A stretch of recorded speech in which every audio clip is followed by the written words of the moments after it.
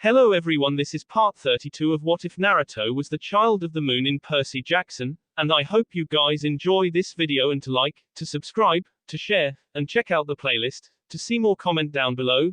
Now let's start the intro. They call me a god. They call me a god. They call me a god. The Bell Test. It is a test designed to test a team's teamwork. A Jonin usually goes against 3 fresh graduates from the academy.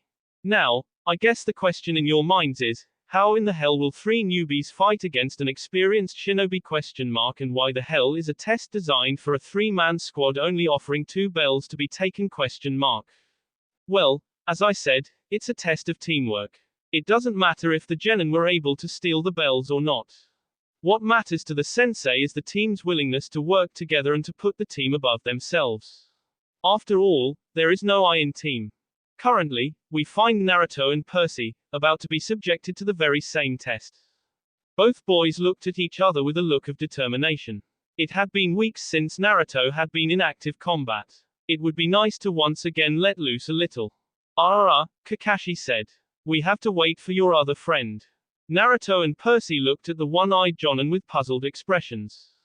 I thought Annabeth was too mad at me to rejoin the team, the blonde shinobi said. Yeah, even I couldn't talk to her, Percy added. This is important for the quest and for our camp, Kakashi spoke. I talked to her. The masked Jonin's expression then changed. If you're here now, then I assume you've decided to join ? Sitting on the stands was a tan-skinned young teen, looking like a typical California girl with stormy gray eyes. She looked up from her book. Of course, she answered. Someone has to keep an eye on these 2 boys. Walking up to the pair of brothers, she stowed away her book and joined them. She gave Naruto an impiv look and turned to face the Jonin. I still haven't forgiven you, you know, she said.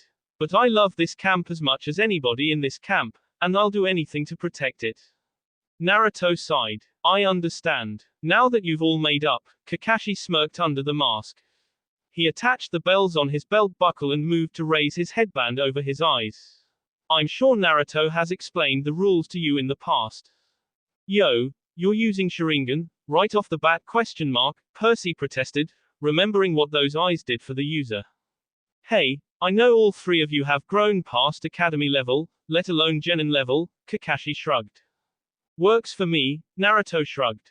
If you say so, Percy sighed. Both of you boys better not slow me down, Annabeth said, brandishing her dagger. Kakashi couldn't deny it. He was also brimming with anticipation. It had been a long time since he'd seen his old student. Now, he has the opportunity to test his softs. In addition, he would be able to fight against this world's strongest demigods, other than Claris, of course. He smiled under the mask. Hajime. With the go signal given, Annabeth disappeared with the help of her invisibility cap. By now, after a couple of years of working with the daughter of Athena, the boys could tell her strategy even before she said it. They rushed forward with sword and kunai in hand. The boys' blades clashed against the Jonin's own. Naruto had experience fighting against the Sharingan, but he still felt frustrated every time his moves would be predicted. Curse the Uchiha and their eyes of precognition. Percy, on the other hand, was experiencing firsthand how hard it is to fight against the eyes. Naruto and he were pressing Kakashi hard. Any lesser fighter would be overwhelmed at this point, but Kakashi was not one of these lesser fighters. It still blows his mind how this man was able to fight against 2 people at once. As the 3 blades clashed, Kakashi suddenly stopped. Instead of blocking Naruto and Percy's thrusts, he flipped backwards, avoiding some unseen force. I have to say, that invisibility cap of yours is annoying to go up against, Kakashi said. Annabeth took off her cap, revealing her, oh so close to where the Jonin was previously. Well, it was worth a shot, she shrugged. It was a great plan, Kakashi thought. It shows that this team is a well-oiled machine. What's so funny ? Percy asked, seeing the masked man actually smile to himself. Oh, nothing, Kakashi said. You guys actually threw off my ninja tactics instruction manual by going directly to armed combat. And since I can't use genjutsu on the both of you. Kakashi's hands blurred. It was reminiscent of how Sasuke did his hand signs in the very first bell test. After he was done, he held 2 fingers to his mouth and took a deep breath. Fire style, fireball jutsu. Thinking fast, Percy took out one of the mini scrolls that Naruto had given him in case he did not have access to water. He threw it on the ground and produced a substantial amount of water. He directed the water to the incoming fireball, dousing the flames. The 2 elements collided, causing steam to erupt, obscuring the view of the whole battlefield. Suddenly, the screeching sound of a familiar attack was heard, alerting Kakashi. Not long after, he swerved to avoid the incoming destructive move. To his surprise, the spiraling shuriken disappeared in a puff of smoke, revealing Naruto, who held a familiar oddly shaped kunai at the off-balance Jonin. With quick thinking, he poured chakra into his eyes. His Sharingan evolved, allowing him to access the next stage of his visual prowess. Kamui. Space seemed to bend around the area of the shuriken. The area swirled around in on itself, sucking everything into the center like a black hole. In a matter of seconds, the Raisin Shuriken was nowhere to be seen. Thinking he was out of immediate danger, he relaxed a little, leaving him with no time to prepare for what was next. He swerved out of the way, just in time for a second's Raisin Shuriken to whiz past his head. And just like an exact mirroring of the past, the second chakra shuriken disappeared with a puff of smoke, revealing Naruto holding an oddly shaped kunai. The weapon was hurled towards him while he was distracted.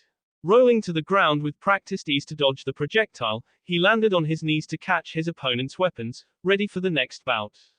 Percy appeared through the mist created by the clashing techniques and engaged him in another duel. Wielding the kunai, he was overcome with nostalgia. It was just like the one his sensei gifted him long ago. He was so distracted that he almost missed the Son of Poseidon lunge for the bells on his belt line. Without thinking, he leapt back and did a quick wind jutsu to blow away the smoke for better visibility. With the view of the arena cleared, he saw that he was now surrounded. Naruto stood behind him, smirking. Percy stood in front of him with a smirk. And Annabeth, who just took off her invisibility cap, grinned at him as she rang the 2 small bells, signaling the end of their training exercise. Kakashi couldn't help but smile. This team had the capability to work together, like a well-oiled machine. He remembered the first iteration of the move Naruto had pulled off with Sasuke. If only he had pushed the team to work together, to bond more. If only he had not shifted his focus only to Sasuke. If only he could have saved Sasuke from the clutches of the snake. Some genius he was. He couldn't save his teacher. He couldn't save his friend and teammate. He couldn't save his student. He was shaken from his musings as applause broke out from the stands. It seems the commotion in the sword arena brought out the rest of the campers, treating them to a show. He looked at the reunited team. Chiron cantered into the arena to assess the situation. Are they ready to return to the quest? He asked the camp counselor. Let's face it, Chiron, we are never ready for what happens in the battlefield, Kakashi answered, remembering his own past. But in a team, I believe that the whole is better than the sum of its parts. Cabin 8. Naruto missed his room. He wasn't going to lie. Calypso's bed might have been comfy, but nothing beats the bed his very own mother had provided for him. He scanned the room. It seemed smaller than he remembered. Nobody had touched it, of course, for fear of being turned into a jackalope if they ever entered the cabin. Seriously, he had to have a talk with his godly parent about her temperament. Anyway, he studied the scrolls of unfinished seals he left on his stand. Unfinished seal projects he had not finished as he had to go out for the quest. His mind wandered to Calypso and what could be the greatest what if of his life. He understood her completely. The pain of being forgotten and shoved into the sideline. He understood the pain of being alone and treated like you did not exist. He knew the pain of being punished for some sin you have never even done. It was these familiar feelings that brought him together, so close. But it wasn't meant to be. He had a home to save, a family waiting for him to come home, Knock knock knock. He was broken out of his thoughts when a knock was heard from the door outside. He knew exactly who it was. As I said earlier, there was a very small list of people who dared to touch the cabin door. He made his way out to the main room to answer the knock. It was Bianca. Talk about a roller coaster of emotions, the girl glowered. We all thought we lost you, you know. Naruto rubbed his head sheepishly. Sheesh, I've been hearing that all day. I already said I'm sorry, all right question mark. Bianca couldn't stay mad at her older brother. She sighed. What's important is that you are home. She gave the older boy a grateful look. Plus, I'm thankful that you were able to save Nico. Anything for the two of you, Naruto said. Though I'm sorry we couldn't bring Nico home yet. We had to split up at the fork in the road. At least, I know he is with his friends, Bianca said longingly. As much as he hated his brother's annoying behavior, he still missed him. Even if she hated the fact that she was now responsible for the two of them, she still worried about his safety. She then looked at the older brother she finally had. So are you going to tell me what happened on that island question mark? Naruto blushed, giving Bianca the wrong idea. Seeing her reaction, he quickly explained himself. It's not what you think. We just connected, that's all, but I guess it's just not meant to be. Remembering the story of Ogaijia, she realized what he meant. But you had to leave her, your heart was elsewhere. Naruto was silent. His heart was at camp. He had to come back to protect his home, a home that accepted him despite not really being from this dimension, the home that accepted him despite his deepest darkest secrets. Bianca stared at Naruto. She had a feeling that they were thinking of completely different things, but she didn't press further. She knew the quest wasn't over, far from it actually. The team had to prepare to go back. I better leave for tonight. I heard you're going back on the quest tomorrow morning. I guess there is no rest for the weary. She concluded what she had to say for the night. Tell me about it, Naruto sighed. Good night, Naruto. And thanks again. Good night. Half-Blood Hill. The next morning, Naruto and his team met at Half-Blood Hill early the next day. Kakashi and Kairon were there to see him off, again. While Argus was also there to drive them into the city, as he always did. He gave the team a grateful look.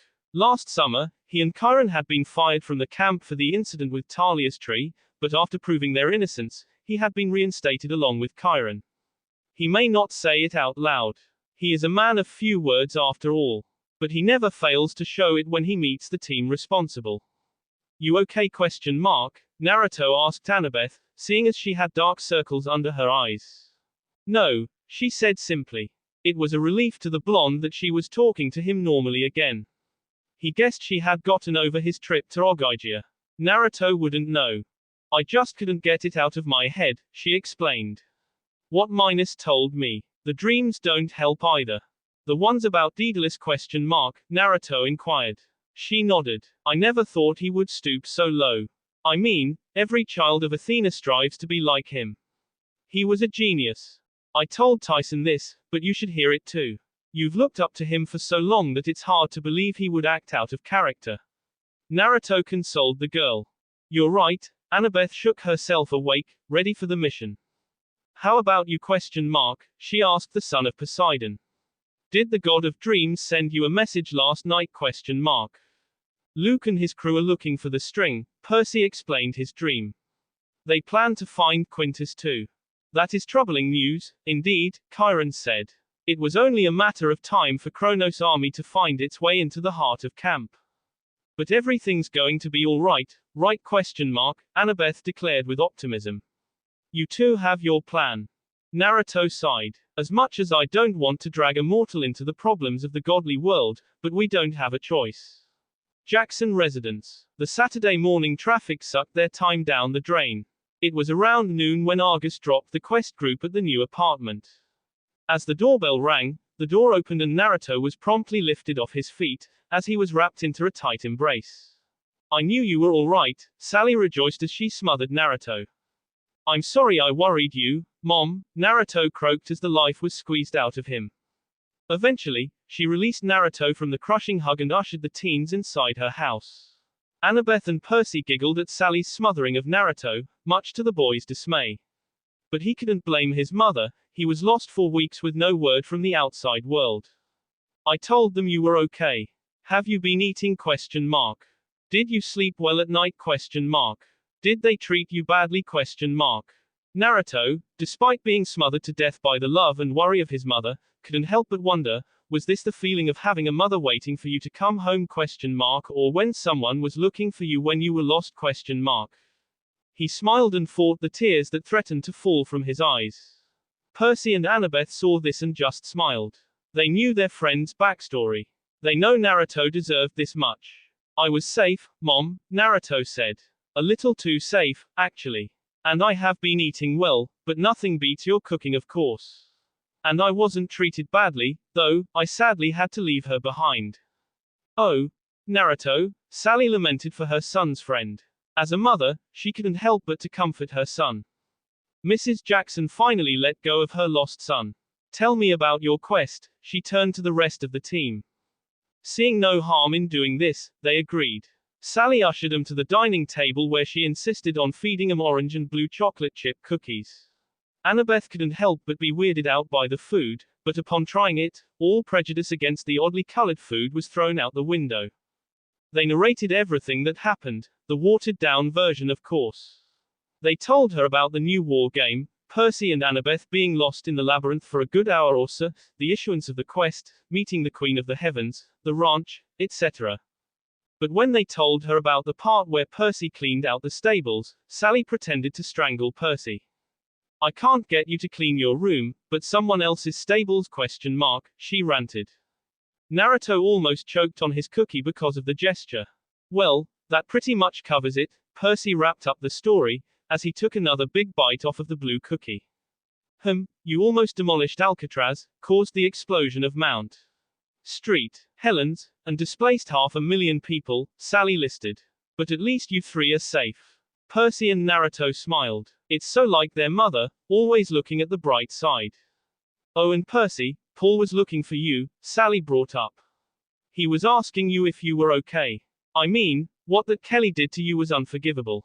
A lot of things happened that the three demigods almost forgot about the band room incident.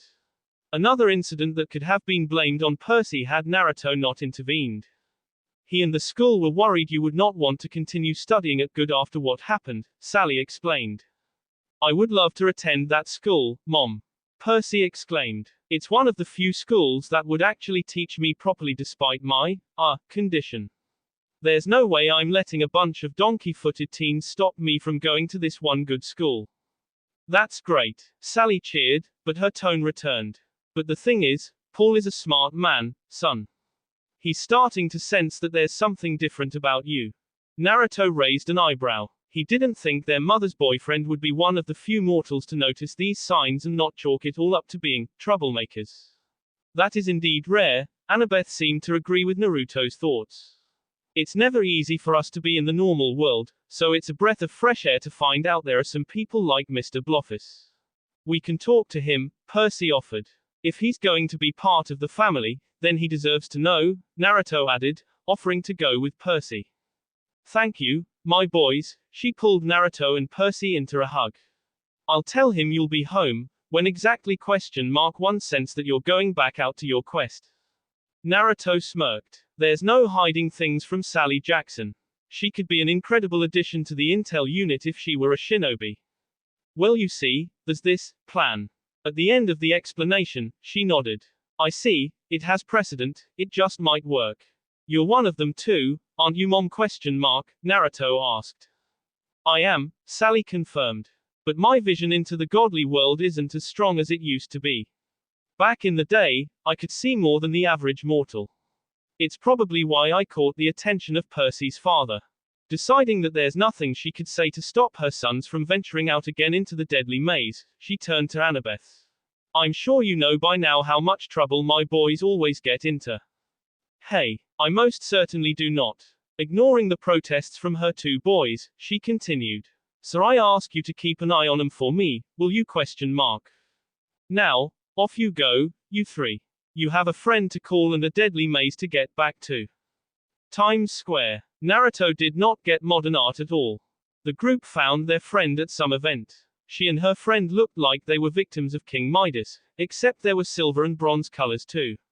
They were frozen in different poses while tourists and onlookers gawked at them while the others threw money at their tarp.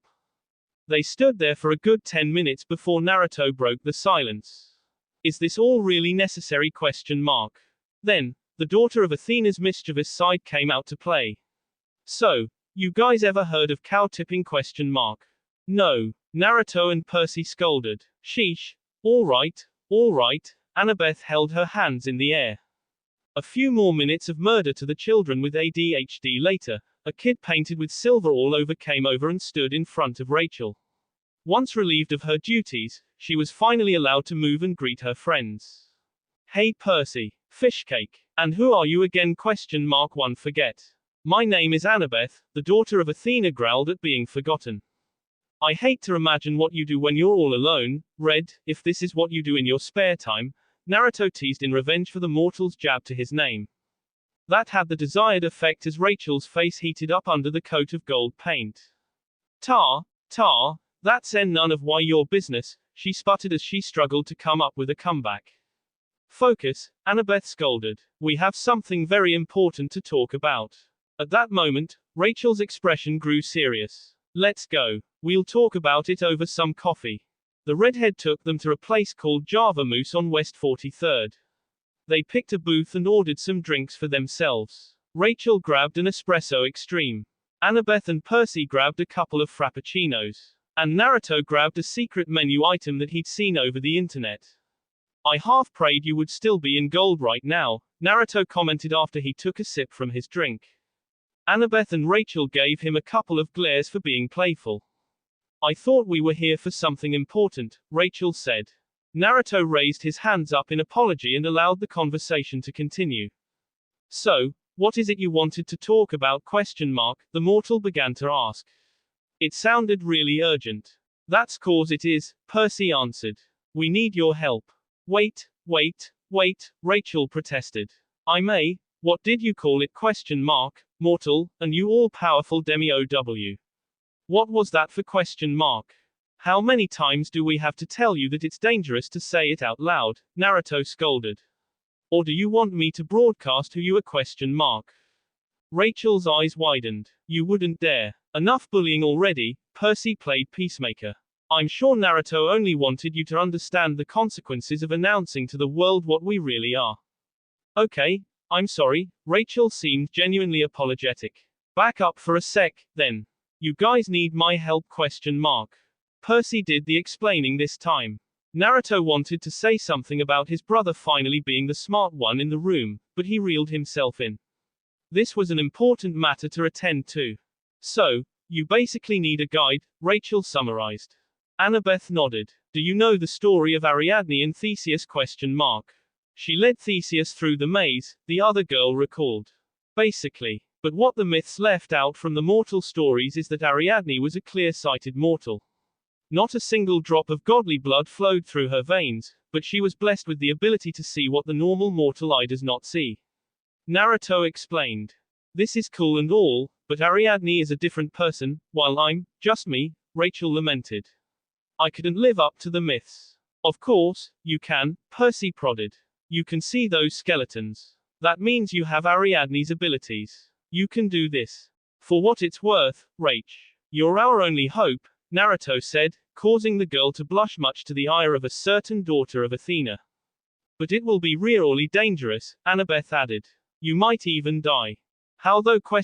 You said monsters don't care about mortals, Rachel clarified. Oh, it's not them we're worried about, Percy explained. Old friends of ours are in there somewhere, and they won't hesitate to draw a blade against mortals like you. Friends who are under the influence of a titan, Annabeth corrected, while giving Percy the stink eye from the corner of her eye. Okay, I'm in. So where do we find this entrance to the labyrinth? Rachel asked. It can appear as anything, a door, a boulder, a section of the wall, you name it, Naruto listed off some. As long as it has the Greek letter for increment, that's the one. The clear-sighted mortal's eyes widened. Why? What's wrong? Percy asked. You better come with me to the Marriott. A young blonde-haired boy walked through the streets of Konoha. A lot of people were there, but he still felt all alone despite the crowded place. He walked through the maze of people. Some glared at him but ultimately left him alone lest they anger the Hokage. The gazes hurt like a stab, but there was nothing he could do. It was his everyday routine. But little did he know, something about this day was different. The sea of people parted around him. 1 second later, he was blinded by a bright light, like he was staring at the sun himself. The odd thing was, the light as bright as the morning star. Oh, sorry. The man noticed him averting his eyes. He snapped his fingers, making his eyes adjust to the brightness. Finally, he could take a good look at the man. It was a sandy blonde-haired man with outdoorsy good looks. What was weird about this man was he was wearing what looks like a bedsheet as his clothes, but what puzzled this little man was no one was looking at him weird. Weird? Clear-sighted ? Or perhaps. The boy stared at the man, mumbled to himself in a language he could not understand. Then his words shifted noticeably. The man watched as the boy's features became even more confused. Clear-sighted, I see, I don't sense any godly blood in you, except the faintest of sense, the man sighed. Too bad it's too late since that incident. The boy was too stunned to speak. He didn't know what to say. Or perhaps this was the longest conversation he has had with anyone. My prophetic powers are not able to take a gleam of your future, but I'm sure you will be important someday. Until then, here's a gift from me. The strange man tossed a coin to the boy. A very strange coin with the symbol of a bow and arrow along with the moon. The man winked at him and he disappeared in a golden flash. The Java Moose. Rachel gripped her coffee cup. Look, I'm flattered that you think I'm similar to Ariadne from the myths, but I'm just me. How could I, plain old Rachel, guide you demigods through a death maze ? Annabeth shot her a glare. This hard-headed girl insists on saying the word out loud in public. She stood up. That's great. We'll just go look foe. Naruto placed a hand on hers, calming her down. He then gave Rachel an apologetic look. Look, Rachel, as much as we demigods hate bringing a mortal into the problems of the godly world, we don't have a choice right now. He's right, Percy added. It's not exactly easy to find a clear-sighted mortal. But this death maze, we might get lost, or worse. Yeah, so you should probably quit while you're ahead. Annabeth said sarcastically. I'm in, Rachel volunteered confidently. Wait, you ? Percy said with a puzzled tone. You ? Annabeth said the same, but with disbelief. Yeah, of course I am, Rachel said. My summer's gonna be boring anyway. This is the best offer I've gotten so far. So how do we get to the labyrinth ? Good to have you on board, Red. Naruto patted Rachel on her shoulder. He then put his hands on his chin. Well, the only entrance we know of is in Camp Half-Blood, but the magical borders won't let you in. Honestly, I'm stumped. What does an entrance to the labyrinth look like anyway ? Rachel asked. It could be anything, Annabeth answered. A plain section of the wall, a boulder, a sewer entrance. But one thing they have in common is a glowing blue delta. Rachel's eyes widened, like she recognized Annabeth's description. You better come with me to the Marriott. It didn't take long for Rachel to get changed. She might have been too excited for what she believed to be her suicide mission into the depths of the sentient maze. Rachel led the crew down into the laundry room where a stack of dirty linen was stacked into a laundry bin. At first glance, it seemed like just nothing, but upon closer inspection, one could see a faint glowing Greek letter delta etched into the metal. This door looks like it hasn't opened in years, Naruto commented. Well, the management, and I, when no one was looking, tried to pry open the door but it just wouldn't budge ? Rachel explained. How did you know that the hotel tried to open it ? Percy asked. No reason, Rachel decided not to answer. Anyway, how do we open it ? Annabeth stepped forward. Easy. She ran her fingers over the mark of Daedalus. Sure enough, the symbol glowed brighter. The door then creaked open, revealing a dark staircase leading down. Wow, Rachel said calmly. It was the calmest response I have ever heard for something extraordinary. It seems she has resolved herself to see the truly odd things that only clear-sighted mortals and demigods were privy to see. So, after you ? Well, you're the guide. Annabeth said with emphasis on the last word. She still has not fully accepted entrusting a quest's outcome to a mortal. The group delved into the darkness. Not one of them could see more than half a meter in front of them. The demigods came prepared this time. Instead of using Percy's glowing swords as their light source, they were able to restock on flashlights and spare batteries. As soon as the switch was flipped, though, Rachel yelped. Staring right back at them with its empty socket was a skeleton. Its features were definitely not human.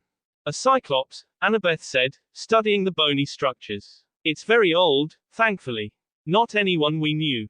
With that much said, relief washed over the two boys. It wasn't Tyson. But that fact did not make the situation better. So, you have a Cyclops friend? Rachel asked. Percy shook his head. Not friend, half-brother. Half-brother? The redhead was even more confused. Long story, Naruto shrugged it off. Basically Percy's dad had gotten fancy with a nature spirit, or so to speak. Anyway, Annabeth cut off any further questions. We'll hopefully find them here. He's with a satyr and one other demigod. Right, so, let's go then, she said, leading the way. After about 15 meters of walking, they came to a crossroads. Ahead continued the brick tunnel they were crossing. To the right were halls with ancient marble slabs. To the left was a tunnel of dirt and tree roots. The older the wall architecture, the closer we get to our goal, Annabeth pointed out. We keep going straight, Rachel disagreed. That's the least likely choice, Annabeth argued. Wait, Naruto said. Maybe she's right. Something's different with the floor. You see it too? Rachel asked. It's very faint, Naruto strained his eyes to see. The path Rachel's pointing to seems brighter than the rest. I would miss it if I wasn't looking hard enough. You mean, we didn't need her all along? Annabeth snapped. You could have guided us all this time? Naruto, have you been clear-sighted before? Artemis, hijack your mother's seal? Percy asked. I wouldn't know, Naruto shrugged. Aside from that snake bastard, it's not like there were any monsters in the elemental nations. Annabeth's eyes widened. So, when we met you probably were not 100% demigod yet. For some reason, your body has not fully immolated the huntress DNA yet, if gods have DNA. This is good and all, but don't we have a deadline to catch? Rachel butted in, not understanding what was happening. We'll have to tell Chiron about this, Annabeth said. For now. She gestured toward the orange brick tunnel. What makes you think that this is the right way? Well, to the left, the roots are moving like feelers. To the right, there's a trap about 20 feet down. It's giving me Indiana Jones vibes. Oh my god, how did I know that? Rachel explained, then panicked. That's good enough for me, Annabeth said. After you. The team walked deeper into the tunnel. Sure enough, there wasn't a trap in sight. It twisted and turned, but there were no more side tunnels. Then, the tunnel started angling down, like they were heading deeper underground. Should it be this easy? Rachel asked. Annabeth sighed. You're as bad as Percy. Hey. Percy wanted to protest, but Annabeth didn't give him the chance to. You might jinx our quest. But to answer your question, no. It was hell the first time we were here. So, where are you from? Annabeth asked, being bored as hell in the empty corridor. Though, the tone she used was very sarcastic. Clearly, she did not like the girl yet, and she wasn't shy to hide it either. Brooklyn. Rachel said and ended it just like that. Surely, someone would be looking for you at this time, Percy added. Rachel scoffed. Like that would happen. I could be gone for a week, and nobody would notice. Naruto and Annabeth gave Rachel sympathetic looks. The two of them have their own stories to tell, stories that allowed them to understand her situation. They traded stories of their own life. Surprisingly, Naruto's isekai story didn't surprise Rachel anymore. It seems the story of gods and monsters was enough to desensitize this girl from any more outrageous stories. Suddenly, they heard the sounds of metal hinges creaking, the sound of giant metal doors opening. They made it to the end of the corridor, and right behind those heavy doors were footsteps. It sounded like it was coming from a huge being. This did not sound good. So, retreat? Rachel asked. The three demigods nodded. They bolted back the way they came. But alas for our heroes. There was another group of hostile enemy forces right behind them. A pair of Dracaeni leveled their spears at the party of heroes. Standing in between them was their leader, Kelly, the Empowser cheerleader. Well, what do we have here? Her sneering was noticeable despite the dark tunnel. Percy drew Riptide, Annabeth her knife. Before the demigods could react, though, Kelly pounced at the mortal in the group, taking her hostage. Taking your pet mortal for a walk, I see. Kelly ran her clawed hand over Rachel's cheek, drawing trickles of blood. I love mortals, It happened so fast. Naruto walked from the other end of the corridor, the way Kelly and her minions came from, twirling a kunai. That was so satisfying. He moved to Rachel and supported her wobbly legs. You okay? The stunned girl could only nod. Get him. One of the Dracaini women ordered as their Empowser leader crumbled into dust. Panic proved to be their downfall as they forgot about the two demigods who were battle-ready right in front of them. With a pair of slashes, they too were cut down into golden dust. Annabeth flashed the other blonde and the redhead an irritated look, but she calmed down when the giant footsteps stopped behind them. Finally, some food. A Laestrygonian giant cheered as it looked down on him, ready to have a good bite to eat. Get down, Naruto ordered as a giant ball of chakra swirled on his palm. He leapt so high, reaching the giant's head 2 meters up in the air. He thrust jutsu into the monster's head, stunning it and causing it to fall flat on its back. The fall caused a tremor reverberating throughout the corridor. Rachel stared at him in awe. Aren't you the least bit scared? Naruto shook his head. If I don't fight, that means I'll lose you. The way Naruto said that sounded like the cliché lines a romantic movie would use. Heat began to rise up to Rachel's face, but what the boy said next basically off the mood. I fight to protect my friends, Naruto continued. I'm more scared of losing my friends than any monster I'd have to face, except that snake bastard probably. Anyway, we have to keep moving, Annabeth said. Rachel? We keep going the way we came, she said. They were soon on their way. Hay continued on the path they took. None of them dared to say anything, even Annabeth did not question the guide anymore. Pretty soon, they were in front of a pair of bronze doors. Even from the outside of this room, they could hear the roar of a crowd and feet stomping. A stadium? Rachel asked. More like an arena, Percy corrected. Hey, didn't Luke say they were negotiating safe page through an arena? I don't suppose you can push those doors open. Annabeth looked at the shinobi. Suddenly, the doors slowly swung open. The loud cheers poured into the corridor. From the outside, they can make out a large spacious arena with a circular dirt floor in the center. In the center, a fight was already going on by an unexpected duo, a giant and a centaur. The first tier of seats was 3 meters above the ground. Plain stone benches wrapped around the arena. There were no empty seats. A myriad of monsters filled arena, giants, Dracaini, demigods, telekines, and other, stranger creatures. But even creepier were the decorations. The arena was full of skulls, ringing the edge of the railing.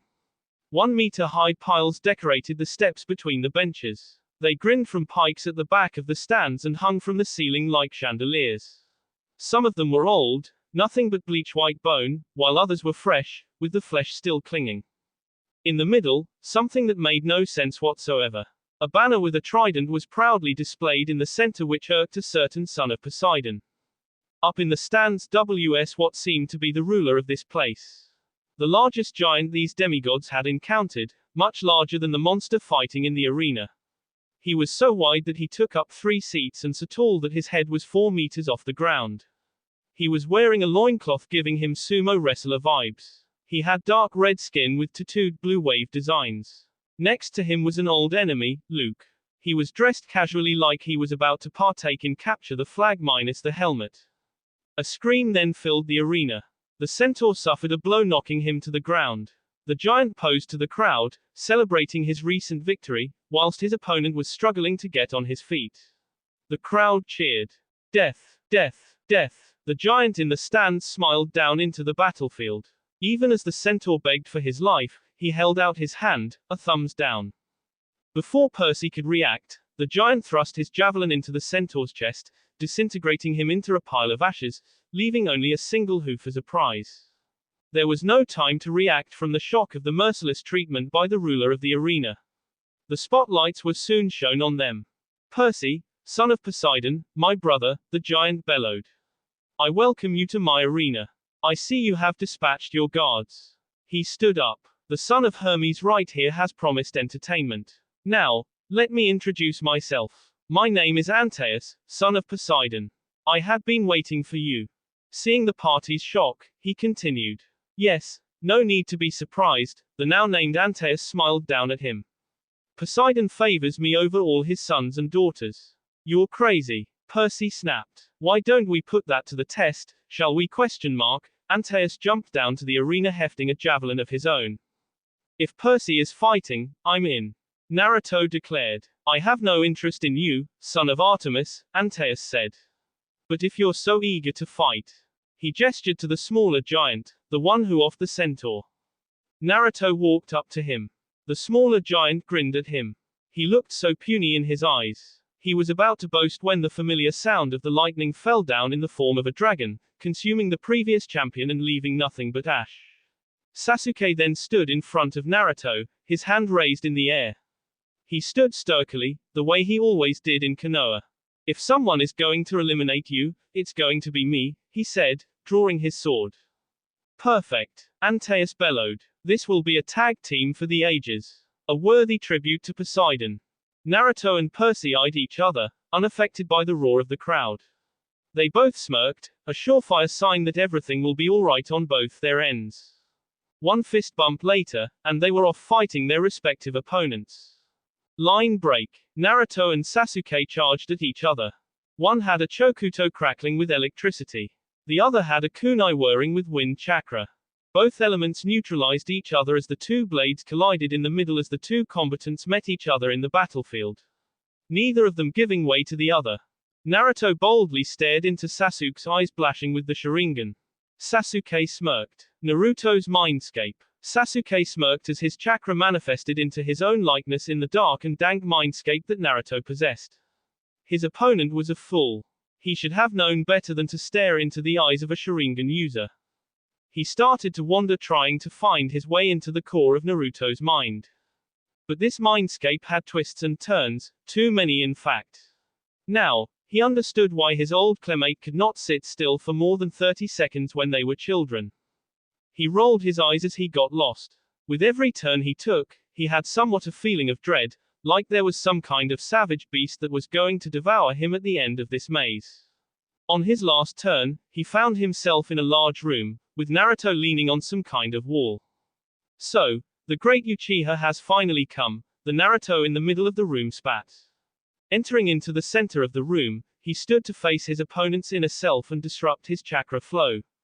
He stared at him dead in the eye, his dojutsu flashing in the darkness. Naruto stared at him back. He found this peculiar. The aura this Naruto was exuding was different from the Dobe he knew. He had a more sinister aura, with a permanent scowl on his face. It was all too familiar. It was like he felt it somewhere before. Figured it out yet, Uchiha ? Naruto asked condescendingly, like he knew what was in his thoughts. Who are you ? Sasuke asked him. It seems you're not as smart as the teachers put you out to be, Uchiha, Naruto shrugged. Figures, you've always been an idiot. Answer the question, Dobe. You're in no position to give me orders, Mr. Always second place. Sasuke drew his sword, not tolerating the tone Naruto had been using on him. He wasn't able to do anything though, as he was met with a blow to the face throwing him deeper into the room. He drew his sword, ready to fight, but he froze as he heard a growl coming from behind him. Disgusting, the demonic voice loathed. Your chakra reeks of Madara. He turned to face the voice. His eyes widened as he came face to face with the M of chakra. Surprised to see me ? The M of chakra manifested a face to greet the newcomer. What are you ? He asked Naruto as he walked up closer to him for another engagement.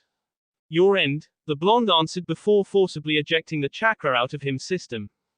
Back outside, Sasuke grunted as he got a kick from the midsection, sending him flying into the air. His eyes widened as he felt bandages wrap around him. It was the same move that destroyed him long ago.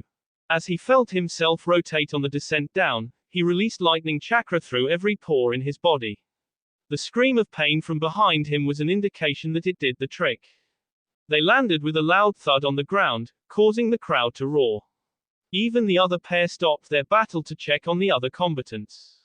Naruto stood sore from the activation of his jutsu. He couldn't believe how the two beasts from Konoha were able to use this jutsu with the pain that comes with it. But he didn't have time to think about that right now. Even as every muscle in his body screamed at him, he charged. Blow after blow, the two shinobi traded. They began picking up speed. The untrained eyes of the demigods and monsters who have never fought shinobi in their lives could not follow them. It was similar to their previous fights. The taijutsu bouts were always even. They both decided that it was just about time. With one more charge with each other, Sasuke decided that it was his turn to set the trap. Instead of blocking Naruto's punches, Sasuke caught him instead and decided to borrow his hands. Fire style, fireball jutsu, Sasuke yelled as he blew a large fireball towards the blonde. Naruto stomped the ground, as his hands flew through the hand signs. Earth style, mud wall. The ball of fire collided with the brick of earth. Naruto hid behind his construct with the flames ping around him. The wall then cracked as Sasuke showed off his strength breaking the wall, and engaging Naruto. Naruto blew him away with a quick wind jutsu, but the Uchiha countered with his own fire jutsu amplifying his own jutsu turning it back to Naruto, engulfing him in the flames. Sasuke smirked thinking he had won. Then, the ground beneath him cracked. Sadly for him, he did not watch this part of the Chunin exams. This move took him completely by surprise. An uppercut scored him straight in the jaw, sending him flying back. No time was given for him to recover. The blonde was upon him pressing his advantage. It was like he was blinking in and out of sight. His Sharingan blazed to life in an attempt to counter the onslaught. His eyes scanned the battlefield, ignoring the other pair of combatants fighting. Curse that Dobe, how far has he gotten away from him? A hail of weirdly shaped kunai rained down on him from above. He deflected them easily. He was surprised as 5 clones flashed around him ready to strike. Lucky for him, his reflexes kicked in and allowed him to surround himself in lightning, discharging around him, eliminating the clones and electrifying the original in the process. Naruto stood across from him. Both of them had taken some damage. They both gave it their all when trading their blows. Bruises formed on their skin from punches that connected and cuts opened from kunai strikes that narrowly missed. Now both of them were winded. They had come a long way from that fight in the Valley of the End. Sasuke's hand erupted with lightning chakra, ready to end this with one final blow. He manipulated the shape, making the lightning dance around him in a destructive force. Naruto held out his hand, a ball of concentrated chakra forming. He was pulling out all the stops this time. The ball screeched in unprecedented fury, something his opponent had never seen before. Time for you to go home, Sasuke, Naruto said. That's rich coming from you, Sasuke said. Why are you here? It's a long story, Naruto said. But I told you, Orochimaru will only steal your body from you. Like I said, I don't care unless I get power. Now come, let's end this. The two charged, their respective jutsus at the ready. It was like they were running in slow motion. Their past bouts flashing before them. Both of them resolved to take the victory. As the last of their memories flashed before them, the jutsu collided. One trying to take out and consume the other. A black sphere of chakra formed from the collision. It grew and grew until it consumed half the arena and exploded, silencing the crowd. Naruto stood tall over his opponent. A complete opposite of what happened years ago. Sasuke was on his knees, on his last legs as the fight drew to a close. Over and over, you go so far ahead of me. What are you? I'm your friend, Sasuke, he said simply. Sasuke's eyes widened. Even after everything he had done, even after the betrayal, he was still here trying to save him. Why? Why would he go so far for him? Why? Even when he joined the side that plots to destroy his newfound family, he still considers him a friend. Why? His body fell limp from the injuries. Naruto moved to help him up, but Orochimaru appeared in front of him. Not a single step, Naruto-kun, he hissed. Orochimaru, Naruto growled. I remind you that Sasuke is my property, Orochimaru declared. His body belongs to me. Why you? Naruto tried to rush forward, but his body betrayed him. He was too tired from the fight earlier. And to make matters worse, up in the stands, the leader of the whole army of monsters bellowed. Off them. Percy focused on his fight, even as the two shinobi blurred on the battlefield. Compared to Naruto, he had to argue that his was an uphill battle. I mean, he had to fight against a giant of all the creatures of myth. No matter, he wasn't one to back away from a challenge after all. This time, though, he was smart. He stated the terms of the fight and made sure that his opponent swore on the river Styx. He was proud of himself for that. Antaeus cracked his knuckles as he denied the usual javelin that was offered to him. Although, he was a little disappointed that the other pair did not wait for the go signal. As soon as their signal was given, Antaeus lunged. Percy rolled out of the way and gave a well-placed stab on the back of the giant's thigh. The giant roared in pain, but instead of the usual golden ichor, the blood of immortals, sand sprayed out of the wound into a pile on the dirt floor. The dirt, then, rose from the ground and wrapped around the wound like a cast. Moments later, the dirt fell away, revealing clean skin, like it wasn't stabbed at all. He charged again. Luckily for the demigod, Percy had experience fighting monsters larger than him. He used his superior agility to evade sideways and planted a hilt-deep stab under his arm. Unluckily though, Antaeus turned, throwing him across the arena and wrenching the sword out of his grip. The giant roared in pain, but he remained solid unlike every other monster that Riptide had stabbed. Antaeus reached for the hilt of the sword and threw it the exact opposite direction of where Percy was standing. Antaeus grinned. Foolish of you to judge me by the rules of mere monsters.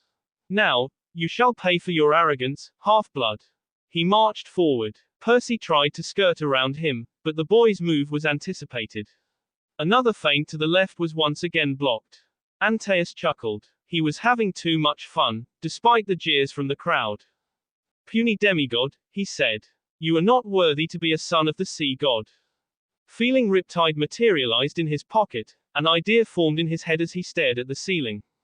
He charged forward, surprising the giant with his bold move. My hand swooped in to grab him, but Percy leapt in the air with all his might. He landed on the arm, using it as a ramp to climb atop his opponent's head. Antaeus stood up indignantly. Hey, get off me. All according to plan, Percy used Antoi's sudden jerk to propel himself up in the ceiling. He grabbed onto the chains with his legs like second nature, just like he had practiced in Gym CL, and started to soar on the chains next to him with his sword. Come down here, you coward. Antaeus protested. He tried for a grab, but the sea spawn was out of reach. Why are you too fat to reach me, fatso ? Percy taunted. On the second attempt, Antaeus caught the chains and tried to pull himself up. As he struggled, Percy lowered the chain hook and snagged his loincloth. Quickly, he made a knot that even the best camper did not know how to untie. Sally was right. Percy did have a knack at tangling stuff. Get me down, the giant yelled. Oh, I'll get him down all right, Percy said with a big mischievous grin on his face. He stabbed Antaeus in the stomach. Once again sand poured out of the wound, but this time the ground below did not rise to restore him. Little by little, the giant dissolved until what was left was a bunch of skulls and a loincloth. Gah, why'd I have to get a loincloth for spoils? Percy complained. The crowd was silent. Never in their whole lives would they think that the leader of this place would get slain by a mere demigod. Over on the other side of the arena, Naruto had just finished his fight with his old friend. Orochimaru had made a retreat, leaving Naruto on his knees. He walked over to Naruto and helped him to his feet. The silence was sliced through by a loud and angry shout. Jackson, I should have offed you long ago. The key word is tried, Percy shouted back. Luke clenched his fist, getting angrier by Percy's wisecrack. He clenched it so tightly that his knuckles were turning white from the pressure. Off them, Luke's voice boomed. But spare the girl. Annabeth joined them in the center of the arena. She fussed over Naruto, who was still recovering from his fight. She had to give it to him, even as the other shinobi was out to off him, Naruto still was able to hold his own and prevent a fatal blow. As every monster in the arena drew a weapon, Percy stood protectively in front of his teammates. He and Annabeth were ready to fight, and no doubt Naruto would be able to squeeze something out of the gas tank. But then a freezing sensation burned in his pocket. The dog whistle. It was given to him long ago, back in the night before they left for this quest. For so long, he hid it from his teammates, thinking the whole time it was a trap. But now, there was no choice. Whatever this whistle would do, it was their only shot at getting out of this alive. In a snap decision, he took out the whistle. It made no audible sound, but it then shattered melting in his hand. Luke laughed. What was that supposed to do? You're about to die, and you still make a fool of yourself? K. He didn't even finish his order as something heavy slammed into him with the force of a freight train. He flew off the topmost part of the bleachers, smashing into a wall. The enemy ranks fell into chaos as a black blur caused havoc among them. It was then Percy realized who it was, Mrs. O'Leary. Heal. Order was slowly returning to the enemy ranks as the cause of their chaos was now in the arena. Mrs. O'Leary landed in a flash of black in the middle of the arena, still looking at the monsters and growling at them. But she wasn't alone. Over by her side was a familiar silver-coated dire wolf. Luna ? How did you get here ? Annabeth asked. Luna ? What's a Luna ? Rachel asked. There's no time, Percy said. Mrs. O'Leary. Take Naruto and let's get out of here. AROOF. She scooped Naruto into her back and off they went out of the room, leaving a raging Luke and horde of hungry monsters. Percy lost track on how many twists and turns they made, but they didn't stop. Not even a huge axe that almost shaved the top of their head stopped them from running. They were running for a good 5 minutes while looking back once in a while to look for any pursuers right behind them. That was until they made it to a mive room the size of a gymnasium with old marble columns holding up the roof. He stood by the doorway to listen for the sounds of pursuers. They had apparently lost the pursuers in the madness of the labyrinth. The rest of them sat on their butts, panting from the great escape they made. That was a trap. Annabeth then snapped. She wasn't happy about the decision her teammates made, but this time she was given a reason to doubt her. It was the way you needed to go, Rachel defended herself. She's right, Percy spoke up. Luke said they would have to pee through an arena, and we did. If they are also on their way to find Daedalus's workshop, then we're on the right track. How do you know all this ? Annabeth asked, skeptical that the usually clueless demigod had said something really smart. It was from a dream, Percy answered. Well, Percy may have his moments, Naruto said, getting up on his feet. How the hell are you up ? Rachel asked with wide eyes. And what happened to your wounds ? Long stow, Naruto waved her off as a very worried Annabeth rammed into Naruto. Why must you worry me every single time? She sobbed into Naruto's chest. Naruto patted Annabeth on her head. I don't mean to. This time though, Sasuke was really out to off me. Everyone looked at him with wide eyes. Oh gods, don't tell me you were holding back, Percy managed to say. Of course, I still have the promise I made to Sakura, Naruto confirmed. The same Sakura you said would punch your lights out every time she sees you, Annabeth huffed. The same one you said was head over heels over Sasuke. Hey, I told you, I don't know what happened to her. Naruto tried to defend himself. I would like to watch the old married couple routine as much as the next guy, but didn't you guys have some explaining to do? Rachel broke up the fight. Naruto and Annabeth looked away from each other, both with mild blushes on their faces. Percy finally let go of the breath he definitely knew he was holding. Can't we set up camp first ? Now, Rachel thought she saw everything. As a mortal and with her status, she was privy to the latest of technology that the modern day had to offer, but as Naruto unloaded his camping equipment from a frickin' piece of paper, she had to question everything she knew. Naruto saw her expression, and explained everything over the fire. This is right off a sci-fi movie, was all she could say. I beg to differ, Percy said. This is almost like an isekai anime. Sometimes I wonder if whoever came up with this genre knew about my story, Naruto agreed. The girls stared at the boys like they grew a second head. They definitely were not understanding where the boys had taken the conversation this time. So, you demigods do this every summer ? Fight monsters ? Save the world ? Rachel changed the subject. Well, the past years, yeah, Percy answered. Ever since Naruto and I found out we were demigods, it never was a quiet year for us. And now we're on the verge of war, Naruto added. Rachel shuddered at the thought. With just human history in mind, mortals could already act like monsters. She couldn't bear the thought of how a war would go now with actual monsters and magic at the disposal. Don't you guys do normal stuff ? Was Rachel's follow-up question. It's not that we don't want to, Naruto answered. It's just that trouble always manages to find its way to us. That's hard, Rachel said. What about you ? Percy asked. Yeah, When you're not painting yourself gold ? Annabeth added. What do you do ? I paint, I read a lot, was her simple answer. Naruto managed to pick up on her behavior. He could sense that she was closing off from the world. It seems her personal life was a sore subject, especially on Percy's next question. What about your family ? Yawn. She stretched and yawned a bit loudly, determined not to answer the question. If you'll excuse me, all that running drained me of all my energy. Both of you should get some rest too, Annabeth ordered. I'll take first watch. You know, you don't have to act tough, Naruto advised. I don't know what you're talking about, Annabeth shot him down as she added sticks to the fire that they set up. Naruto smiled. Somehow, he could tell. In another life he would have acted this way, always acting tough. Never wanting to show weakness. Getting really frustrated when you could not do anything. Alright, I'll take you up on your offer, Naruto said. Just wake me when you feel tired, okay ?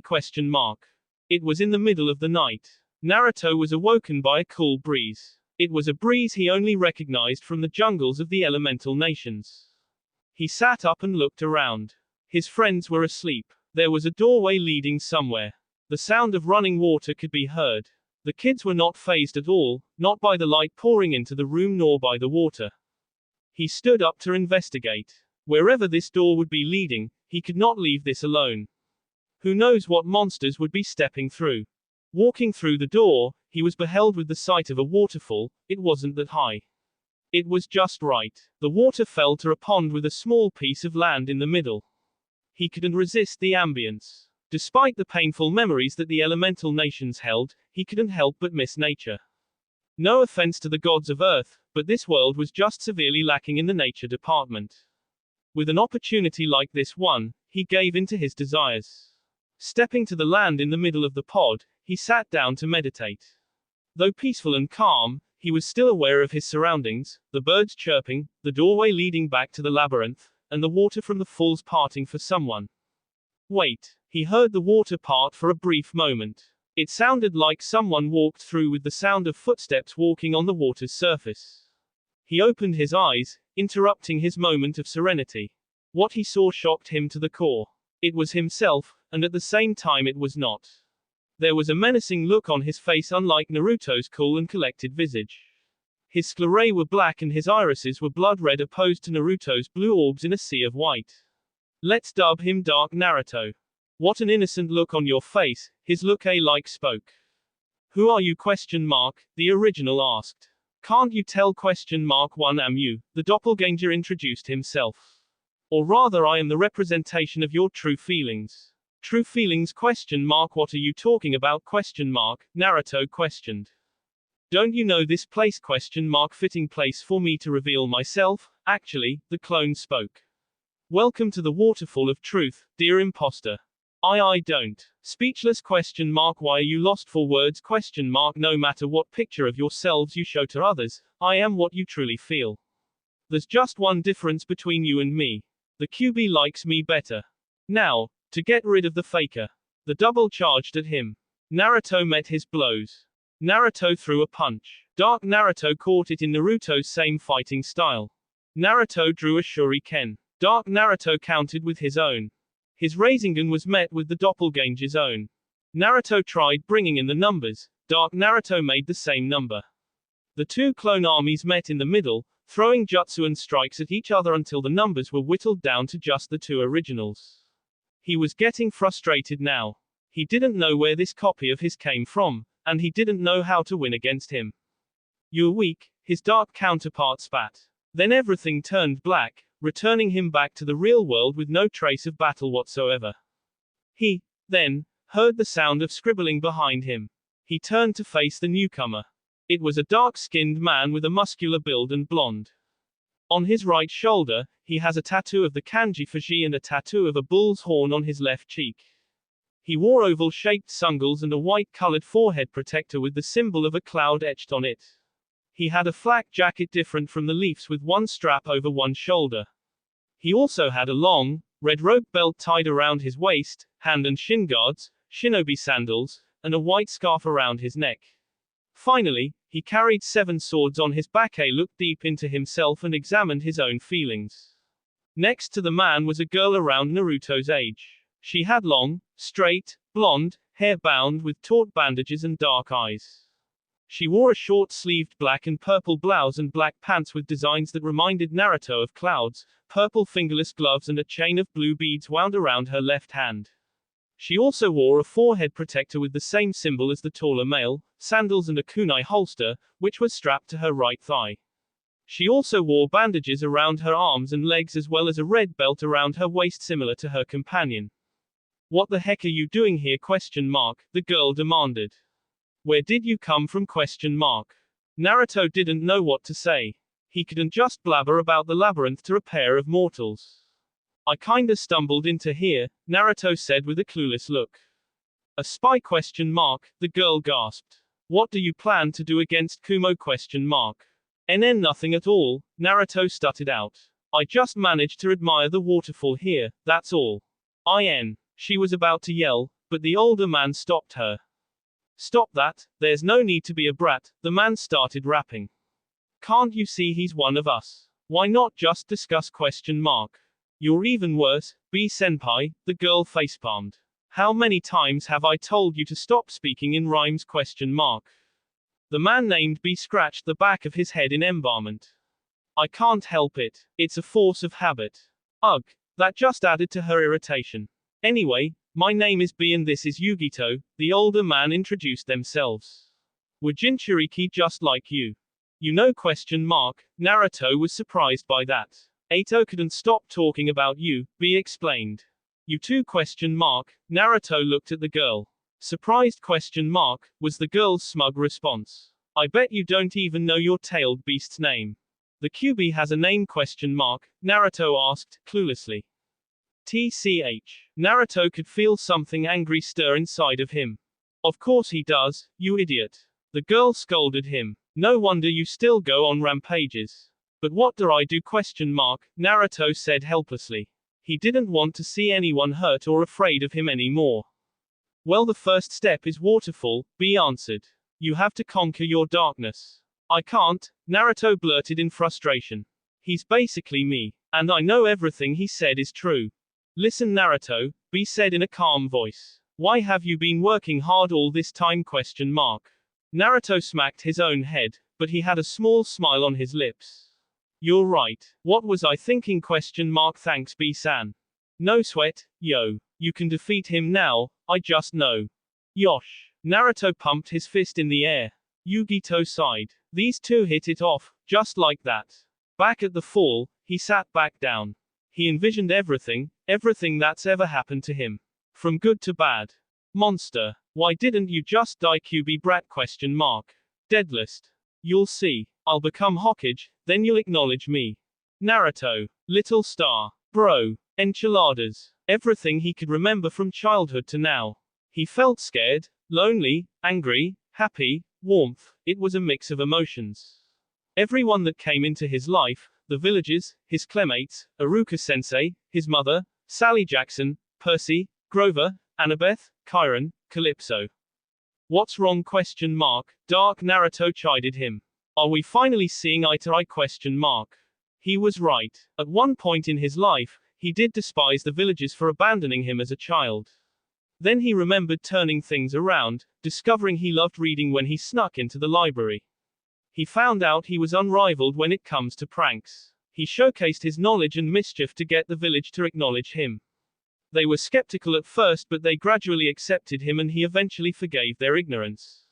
He looked at his dark counterpart with a determined expression. "You're right. At one point in my life, I was you. Then you admit defeat after all." Dark Naruto charged forward once again.